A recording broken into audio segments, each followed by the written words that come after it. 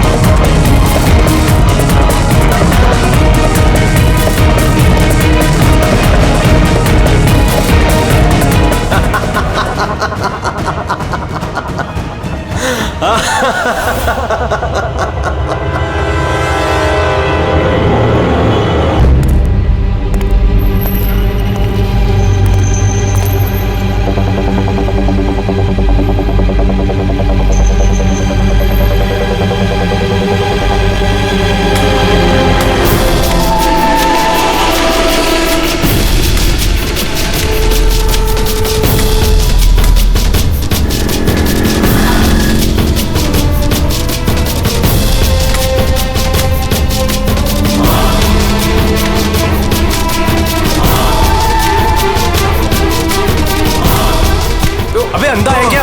देख के नहीं चल सकता क्या? अंधा ही हूँ भाई। अरे अरे भाई सॉरी, मेरी छड़ी मुझे पता नहीं था।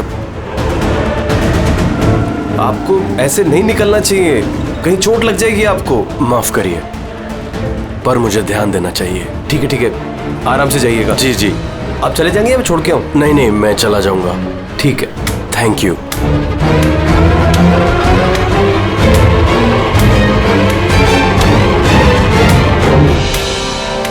क्या हो गया यार, ये इतना दर्द क्यों हो रहा है?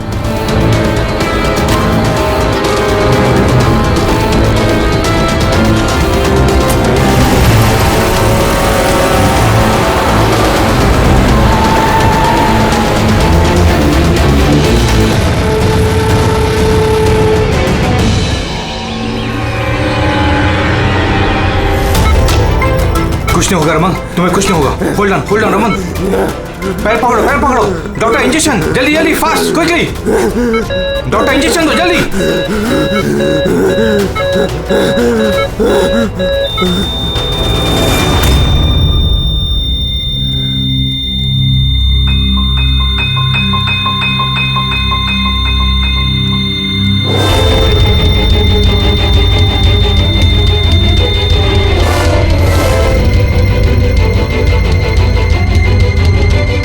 Oh my God, he's dead.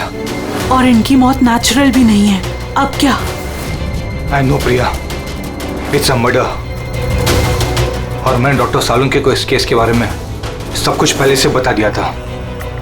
अब तक तो उन्होंने फाइंड आउट कर भी लिया होगा कि रमन की मौत की वजह क्या होगी। जहर? रमन की मौत जहर से हुई है? हाँ बस, बहुत खतरनाक जहर है ये। पहले इंसान के दिमाग पर असर करता है। पहले डिलेरियम, फोटोफोबिया, एमनेशिया। उसके बाद ये जहर इंसान के बाकी के अंगों पर असर करता है। बाकी के अंग धीरे धीरे काम करना बंद कर देते हैं और इंसान की मौत हो जाती है। सर साहब, इसका कोई एंटीडोट तो होगा ना? हर जहर का एंटीडोट होता है फ्रेडी, लेकिन उसके लिए हमें उस जहर के बारे में पूरी जानकारी होनी चाहिए। बस ये जहर आसानी से पकड़ में नहीं आता है। मुझे भी बहुत सारे टेस्ट करने पड़े इसे ढूंढने के लिए। सर, जहर दे के मारना एक अलग बात है, और ऐसा जहर देना जिससे इस तरह तड़प तड़प के मरे, ये जरा चौंकाने वाली बात नहीं लगती? लेकिन ये जो भी कोई है, ऐसी नफरत करता था रमन के साथ कि उसने उसे ऐसी खतरनाक मौत दी थी। समझ में नहीं आता कौन हो सकता है ये, कौन होगा? कोई भी हो सकता है सर। सर रमन को जुए की लत थी। क्रिकेट, रेस कोर्स, सट्टा, हर तरह का जुआ। और इसी चक्कर में वो 5 करोड़ के कर्जे में था। 5 करोड़? 5 करोड़? हाँ सर, उसको धमकी भरे मैसेजेस भी आए थे। उसके फोन रिकॉर्ड्स में ऐसे कई सारे मैसेजेस हैं जो उसको बुकीज और सट्टेबाजों ने भेजे। ये देखिए सर, हो सकता है इन्हीं में से किसी की धमकी सच साबित हो गई होगी। पता नहीं, पर जिस तरह से इसको मारा है सर, लगता तो नहीं है किसी बुकी का काम है। फिर भी इन्हें बुलाना तो पड़ेगा, शायद कुछ पता चल जाए। हाँ। Hello ACP Pradyuman. अच्छा ठीक है।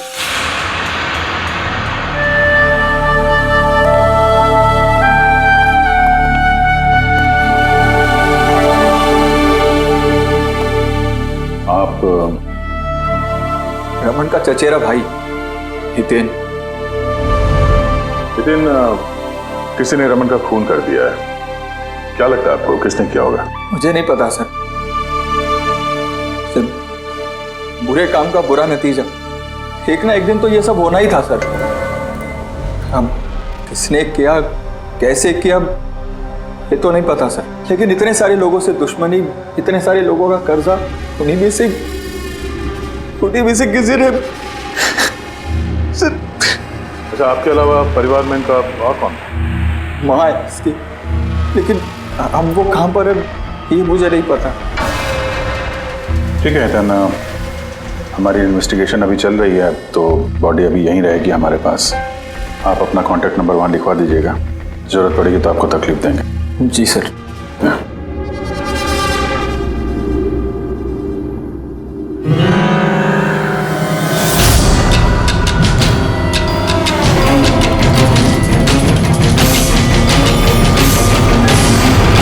सबका उतना दुखी है नहीं जितना ही दिखा रहा है। हाँ, बॉडी ले जाने की जल्दी नहीं थी, जैसे ही बोला जाओ तो निकल गया। कोई पूछताछ नहीं कब मिलेगी बॉडी। गड़बड़ है, गड़बड़ है ये हितेन, बड़ी गड़बड़ है।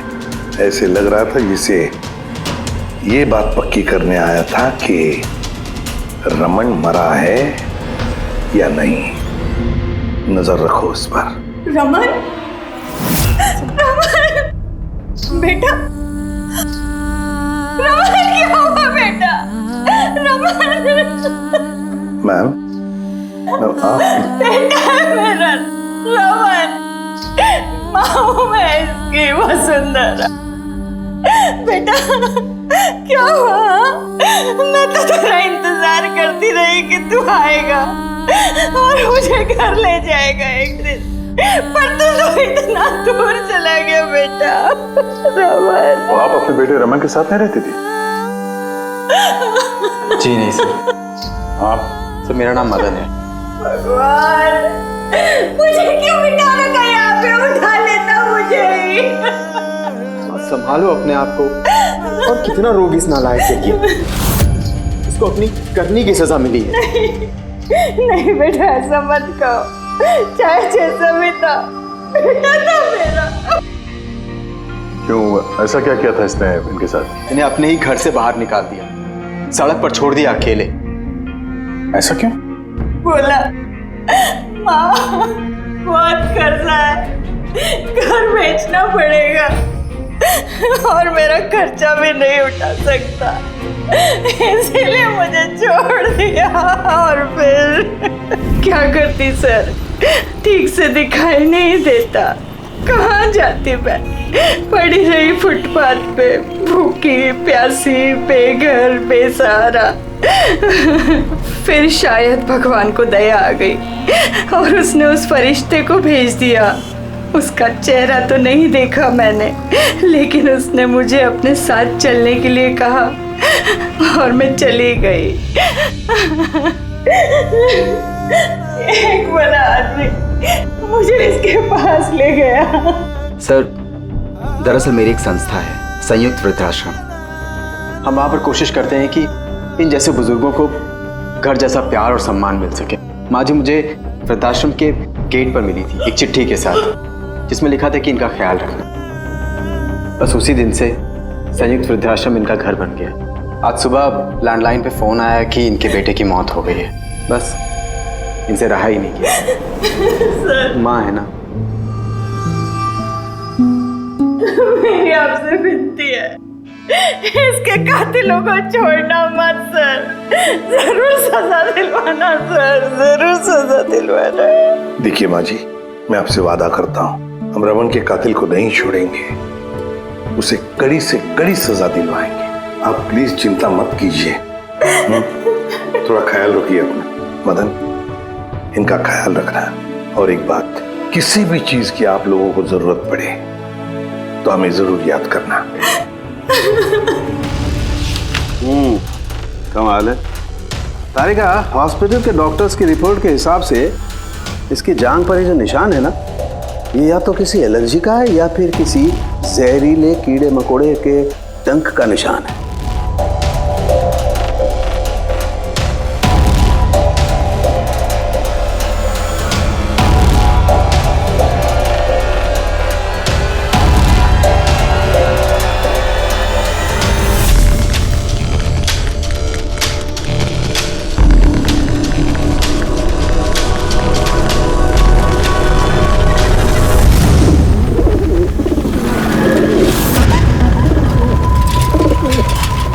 सर, इस हितेन की हरकतें ठीक नहीं लग रही है सर। ऐसे ऐसे लोगों के साथ उसका उठना बैठना है, उस पर शक करना बनता है सर। एक और बात है सर, कुछ समय पहले ये रमन ने उसे अपने घर से निकाल दिया था। अब रमन के मरने के बाद वो उसकी प्रॉपर्टी हड़प करने की कोशिश कर रहा है सर। सर एक मिनट, यहाँ आएंगे प्लीज। सर इसके स्किन पे ना मुझे कुछ ये अजीब सा दिख रहा है।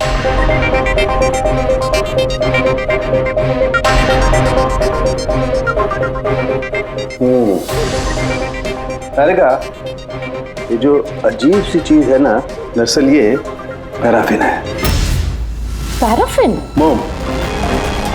अरे तो इसका मतलब वो जहर इसके थाई में नहीं इंजेक्ट किया गया? किया गया, वो जहर इसकी थाई में ही इंजेक्ट किया। तो फिर ये मोम कहाँ से आया? मोम कहाँ से आया? तारिका, यहाँ से खूनी ने जहर इंजेक्ट किया। दरअसल ये जहर मोम से, पैराफिन से कोटेड था, इसीलिए इसकी इस चमड़ी पर भी और इसके खून में भी हमें पैराफिन मिला है। क्योंकि खूनी नहीं चाहता था कि जहर तुरंत इसके शरीर में जाकर के असर दिखाए, इसलिए उसने इसे कोट कर दिया। और ये जो जहर है, एस्कोमाइन, ये एक बायो पॉइजन है, जैविक जहर। खूनी ने इसे मोम से कोट किया, इसके शरीर में इंजेक्ट किया और फिर इसके शरीर की गर्मी से मोम पिघलने लगा और वो जहर इसके खून में मिलकर के अपना असर दिखाने लगा। मतलब ये जहर किसी लिक्विड फॉर्म में नहीं बल्कि पैलेट यानी छोटी गोली के फॉर्म में इसके शरीर में डाला गया है। एग्जैक्टली।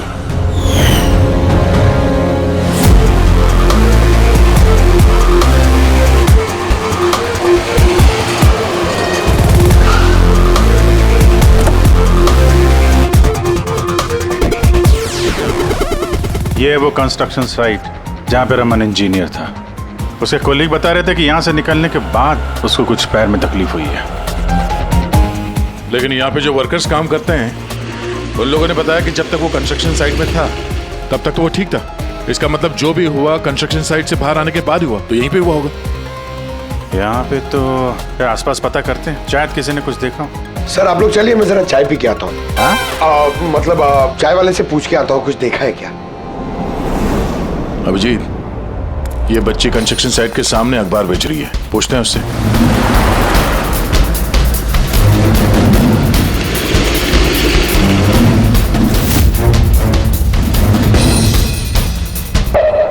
क्या नाम है बेटा आपका? चुटकी। चुटकी। अच्छा बेटा, जरा ये देखो, ये फोटो देखो ध्यान से। इनको जानती हैं, पहचानती हैं? हाँ, ये अंकल तो हमेशा मुझसे अखबार खरीदते थे, पर 3 दिन से ये नहीं आए। तो 3 दिन पहले आपने इस अंकल को यहाँ पे देखा था? हाँ, एक आदमी के साथ ये टकरा गए थे, इनको चोट भी लगी थी। वो आदमी बहुत अजीब था। अजीब मतलब? अबे अंधा है क्या? देख के नहीं चल सकता क्या? अंधा ही हूँ भाई।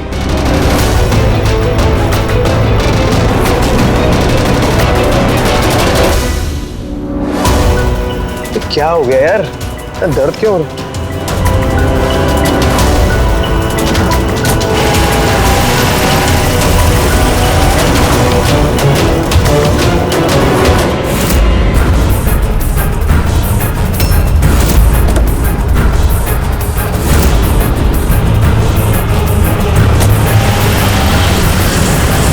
तो अंधा नहीं था और उसी ने हमला किया रमन पे।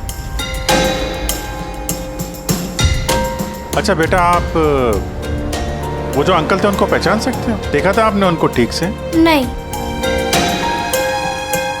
अच्छा, वो कार का नंबर देखा आपने? नहीं अंकल, वो अंकल को कार चलाते देख मैं एकदम चौंक गई थी, इसलिए कार का नंबर याद नहीं है। पर क्या बात है अंकल, इंजीनियर अंकल ठीक तो है ना? नहीं बेटा, उन्हें कुछ नहीं हुआ। वो अभी किसी दूसरे कंस्ट्रक्शन साइट पे चले गए, अब वो यहाँ पर नहीं आएंगे। Thank you. हैं आप इस समय अखबार बेच रही हो, स्कूल नहीं जाती आप?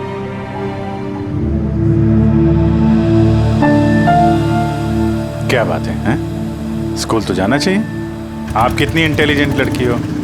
एक्चुअली हर बच्चे को स्कूल जाना चाहिए और आपको भी जाना चाहिए। पर स्कूल जाने के लिए बहुत सारे पैसे चाहिए ना अंकल, मेरे पास पैसे नहीं है। बेटा, अगर आपको पैसे ना देना पड़े तो आप स्कूल जाएंगी? हाँ अंकल, जरूर जाऊंगी, मुझे पढ़ना है।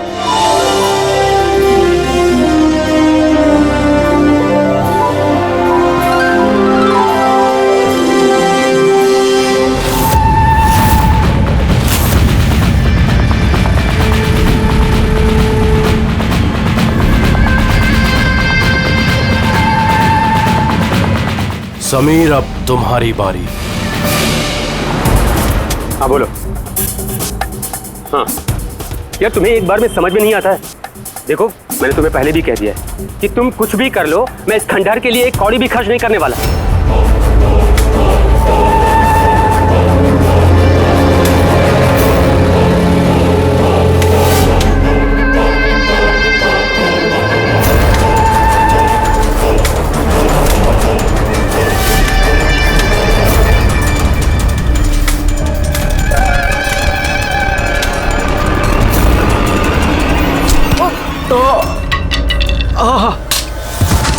ओए, दिखा नहीं दे। मेरी छड़ी। मेरी छड़ी। अब आपको कहीं लगी तो नहीं? आप ठीक है ना? मैं आपको कहीं ड्रॉप कर दूं? नहीं नहीं, मैं ठीक हूँ, मैं चला जाऊंगा। आप ठीक है ना? नहीं, I'm okay। आप संभाल के जाइए। हाँ जी, आप संभाल के जाइए। Okay, thank you.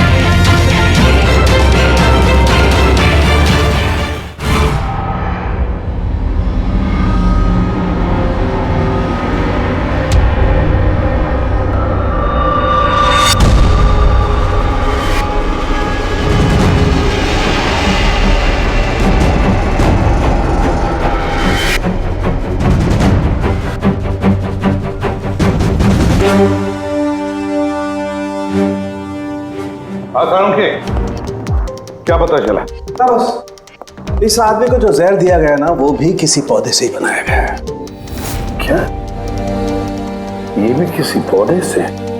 हाँ बस, लेकिन ये कौन सा जहर है, ये अभी तारिका पता कर रही है। इस जहर का नाम है रिकिनस कम्युनिस, और ये जहर पहले वाले जहर से भी बहुत ज्यादा तेज और खतरनाक है। रिकिनस? ये किसी पौधे का नाम है क्या? हाँ फ्रेडी, ये किसी पौधे का नाम है। और बॉस, ये कोई आम पौधा नहीं है, बहुत मुश्किल से मिलता है। और खूनी जो कोई भी हो बॉस, उसे पौधों के बारे में बड़ी अच्छी जानकारी है।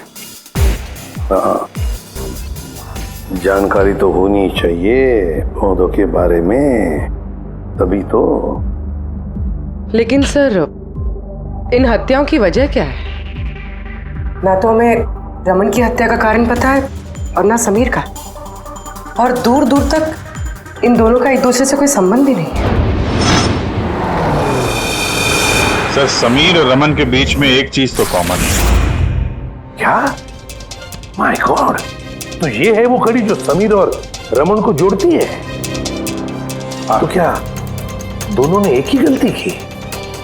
जी सर, रमन की तरह समीर ने भी अपने बूढ़े और कैंसर पेशेंट पिता को घर से निकाल दिया था।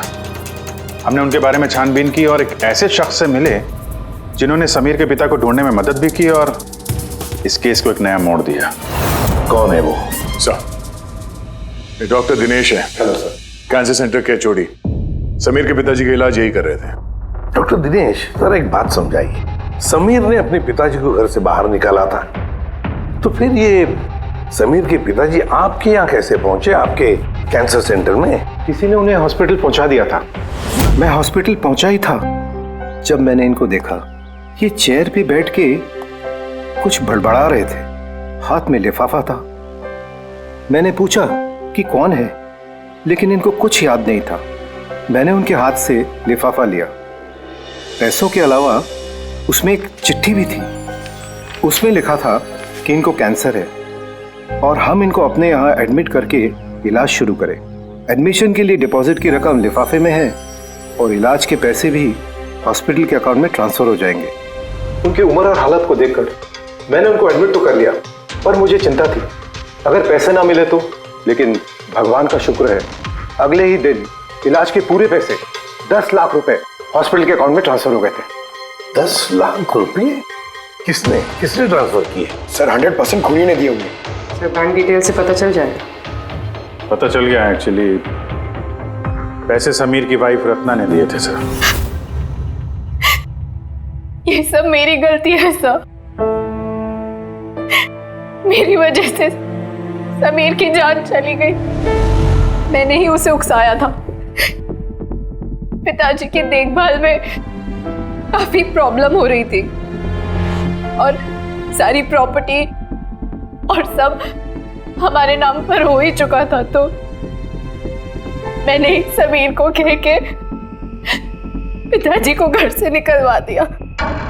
शर्म नहीं आती तुम्हें?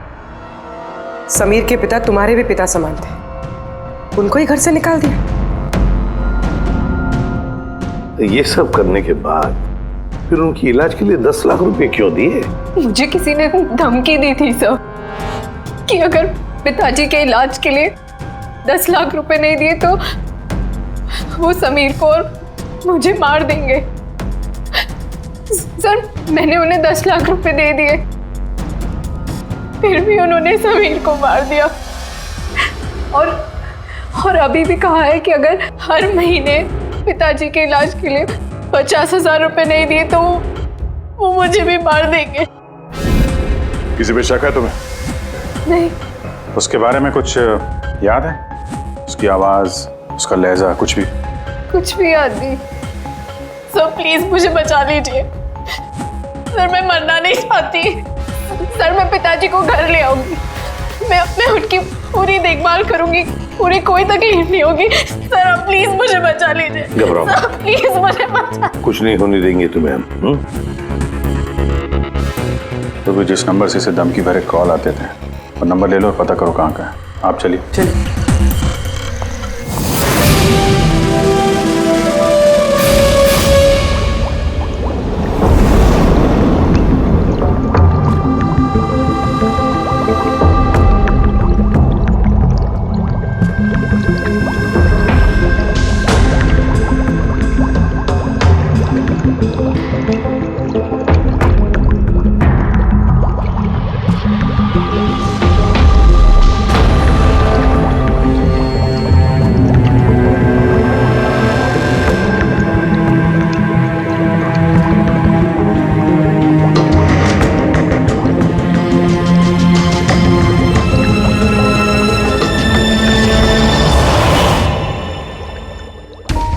सर हमने इतने सारे एंटीडोट्स बना लिए, लेकिन इसकी क्या गारंटी है कि खूनी इन्हीं में से किसी जहर का इस्तेमाल करेगा?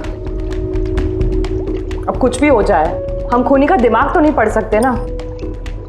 तुम्हारी बात बिल्कुल ठीक है तारिका, लेकिन एक बात समझो, खूनी इन पौधों का जहर निकाल करके इस्तेमाल कर रहा है, इन पौधों का पहले से भी ज्यादा तेज हर बार। तो हमें हमेशा चौकन्ना रहना पड़ेगा। पता नहीं वो अगली बार कौन से पौधे का जहर किस पर इस्तेमाल करे, पता नहीं किस पर, कब, कहां, कैसे, किस पौधे का, पता नहीं।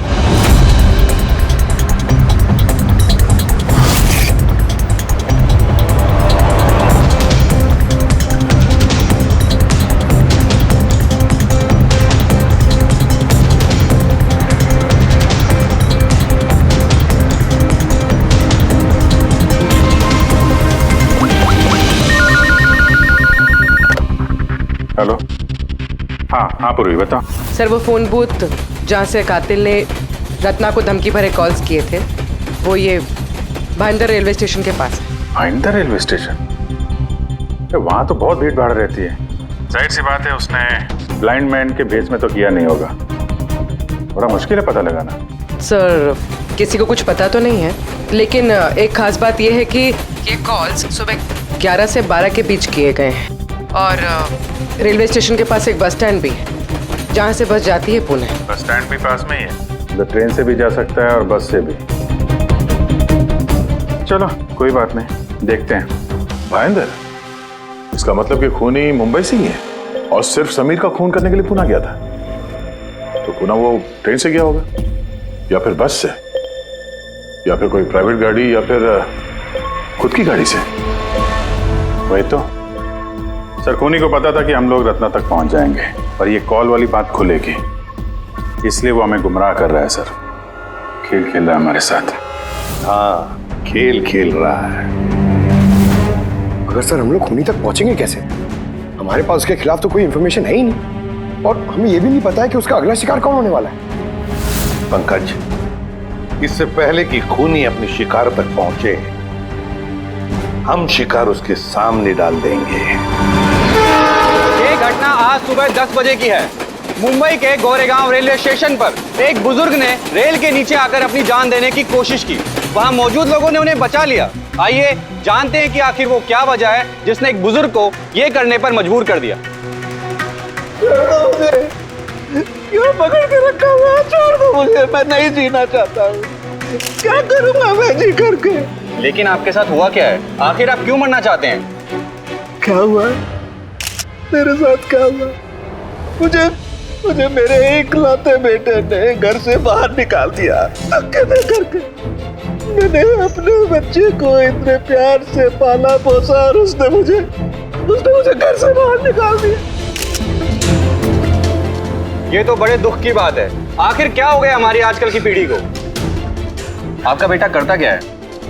क्या करता है? स्कूल जाता है। टीचर है? नहीं, पढ़ता है, स्कूल में पढ़ता है।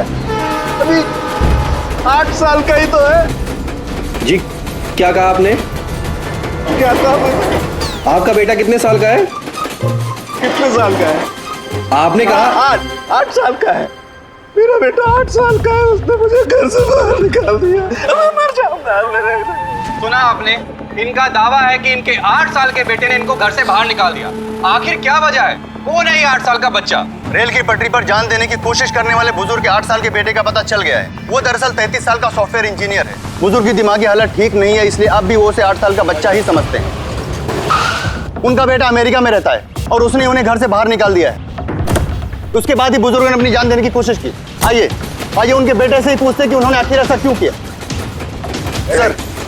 सर एक सवाल सर, क्या ये सच है कि आपने अपने पिताजी को घर से बाहर निकाल दिया है? हाँ ये सच है। सर आखिर आपने ऐसा क्यों किया? आपको एक बार भी बुरा नहीं लगा? हाँ निकाला मैंने और बुरा भी नहीं लगा। आप जानते हैं इनको? आपने कभी झेला इनको अल्जाइमर्स की बीमारी है। मैं पागल हो गया उनका ख्याल रखते रखते। मेरी खुद की एक लाइफ है, मेरी वाइफ है, मेरी फैमिली है। मैं क्या करूं? कब तक पैसे दे के इनका ट्रीटमेंट का काम कराते रहूं? मैं पैसे नहीं है मेरे पास, सब खत्म हो गया। अरे यहाँ से, अरे छोड़ दो मेरा पीछा, मेरे दूर चले जाओ मुझसे। परेशान हो गया आपसे मैं। ये तमाशा देखो खड़ा कर दिया। खुश हो गए? चले जाओ मुझे छोड़ के यार। सर कभी आप भी तो छोटे थे ना। इन्होंने आपको पाल पोस के बड़ा किया, इस लायक बनाया और आपने इन्हें घर से बाहर निकाल दिया। तुमको बहुत प्यार आ रहा है? हाँ?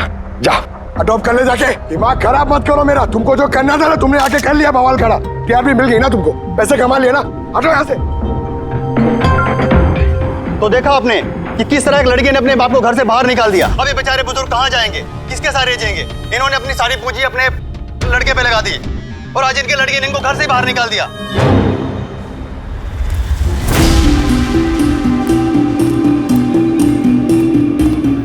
बड़े बच्चे गुब्बारे गुब्बारे ले लो जल्दी, गुब्बारे वाला गुब्बारे ले लो।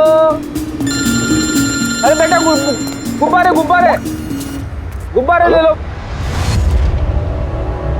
गुब्बारे वाला गुब्बारे ले लो, गुब्बारे गुब्बारे ले लो, गुब्बारे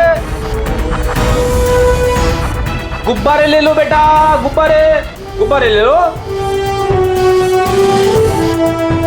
गुब्बारे गुब्बारे वाला गुब्बारे गुब्बारे ले लो।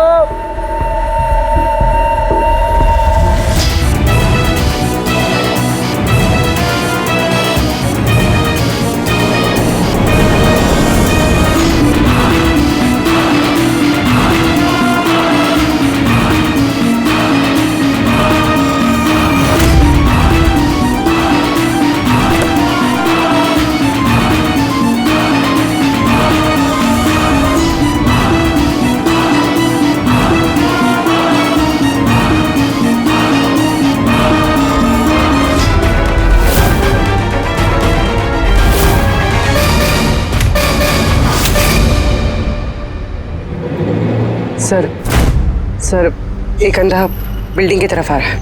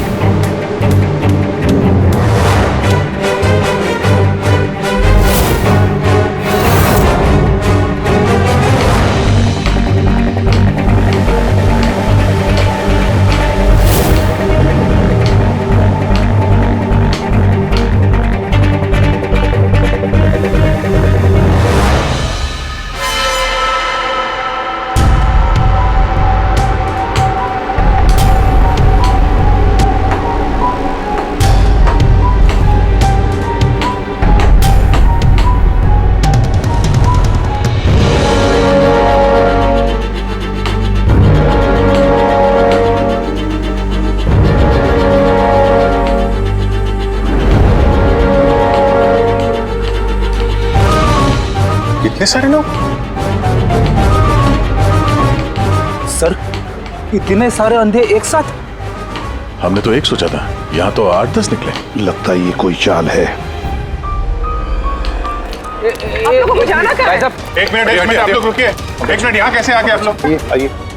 ये आप सब कहाँ हैं आप लोग? यहाँ पे क्या बात है? क्या हुआ? यहाँ आंखों का फ्री चेकअप होने वाला है।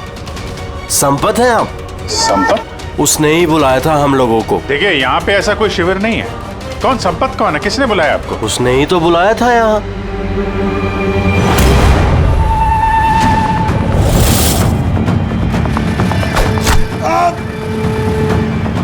पंकज पंकज पंकज क्या? पंकज वो रहा, पकड़ो उसे, छोड़ना नहीं।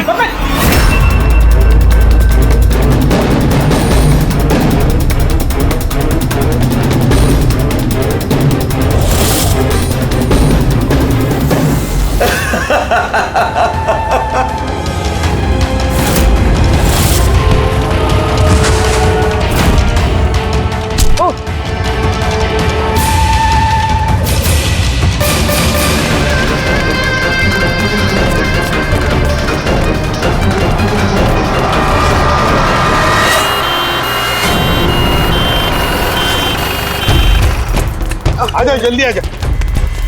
पंकज तुझे कुछ नहीं होगा। पंकज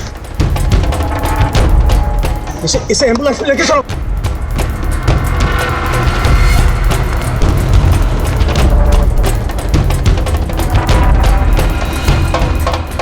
पंकज पंकज तुझे कुछ नहीं होगा। पंकज तारिका ये लो, इससे जहर का पता करो। अगर जहर का पता नहीं चला तो हम एंटीडोट नहीं दे पाएंगे। मेरी बात सुन रहे हो तुम? सुना नहीं है पंकज, आंखें बंद मत होने देना। आदिश, हमारे पास इसका एंटीडोट हो, वरना हमें इसे हॉस्पिटल ले जाना पड़ेगा। एंड आई एम श्योर ये वाला जहर पहले वाले जहर से बहुत ज्यादा स्ट्रॉन्ग है। अरे का एक काम करो, नेशनल बायो सेंटर को फोन करो और उसे लाइन पर रखो।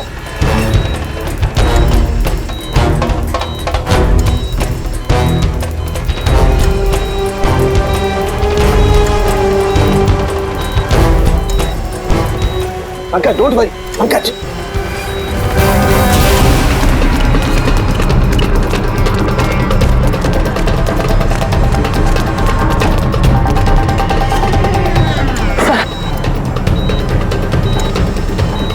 ओह माय गॉड, ये नहीं हो सकता है।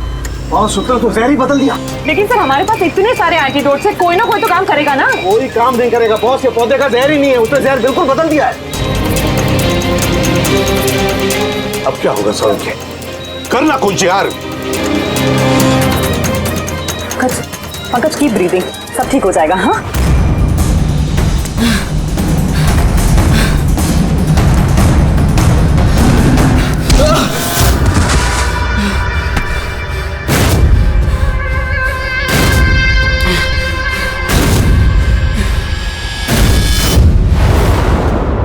सर मेरा नाम मदन है। तुमने क्या ये सब? क्यों पड़े हो मेरे पीछे? मैंने जो किया सही किया। लोगों की जान लेना सही है? मैंने सिर्फ बुरे लोगों को सजा दी है सर। जो लोग अपने माँ बाप का ख्याल नहीं रखते ना, उनको इस दुनिया में जीने का कोई हक नहीं होता। जब मेरी माँ की मौत हुई थी तो मेरी दुनिया उछल गई थी। उसी वक्त मैंने संयुक्त वृद्धाश्रम की शुरुआत की थी। सर वहाँ पर जितने भी बुजुर्ग माँ बाप आते हैं ना, सब अपने बच्चों के सताए हुए होते हैं। ये देखकर मेरा खून खौल जाता है। मैंने उसी वक्त ये फैसला किया था कि मैं इन सबको सबक सिखाऊंगा, इसीलिए मैं मार देता हूं इनको। क्या गलत किया मैं? सर कुछ करो सर। कुछ नहीं कर सकते जब तक उस जहर का कंपोजिशन नहीं पता लगेगा फ्रेडी, हम कुछ भी नहीं कर सकते। अगर इसे गलत एंटीडोट दे दिया तो ज्यादा खतरनाक होगा यार। सर पंकज की हालत तो बिगड़ती जा रही है। सर पल्स गिर रही है, हॉस्पिटल ले जाना पड़ेगा। हॉस्पिटल जाके कुछ नहीं होगा, हमारे पास इतना वक्त नहीं है वहां जाकर टेस्ट करें। मुझे इस जहर का नाम चाहिए यार। पंकज। हेलो। हाँ सर, हाँ सर, पकड़ा गया। सर खूनी मदन है। हाँ, जहर हम पता करते हैं। कभी पता नहीं चलेगा तुमको, कभी पता नहीं चलेगा तुम लोगों को। उसने भी पापा को सताया। मदन गाड़ी। Oh no. मदन एम्बुलेंस बुलाना पड़ेगा जल्दी। नहीं सर, कोई फायदा नहीं है। मेरा काम हो गया है सर। नहीं मदन, मान लिया तुमने उन लोगों के साथ जो कुछ भी किया, मान लिया, लेकिन तुमने जिसे वो जहर चुबाया है वो बेगुनाह है, निर्दोष है, उसने कुछ नहीं किया। वो जहर कौन सा बताओ? हाँ? BTX। सब उस जहर का नाम BTX है। सड़क है, जहर का नाम है BTX।